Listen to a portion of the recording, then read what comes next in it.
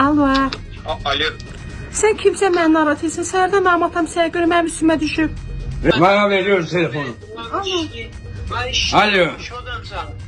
Selam abla. Tamam Melek'im. Aa o kadar. Sen kimsen bu kızı narahat edipsen? Sabah tezenden de bana kalk edin. Bir tane Ayday sen baş ver önerim bu tür. Ha ne başını?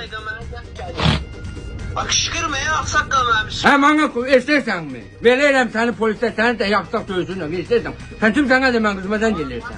Vermeye lazım da öyle geçinmeyi sen veri gittim. Sana kızım ben indi bu dakika yazır. Ben hiç kime yazmamışım. Ne indi yazdı ben de bana sabah tezenden de oğlan beni narahat ediyor.